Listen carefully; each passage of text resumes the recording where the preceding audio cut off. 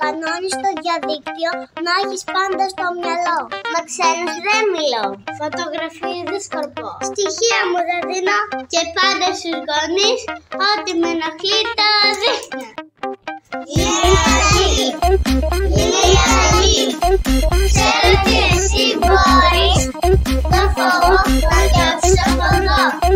Και αν κάποιος φίλος σου δεν δεις την εγγραφή, όσε τη βοήθεια που θα θέλεις κι εσύ.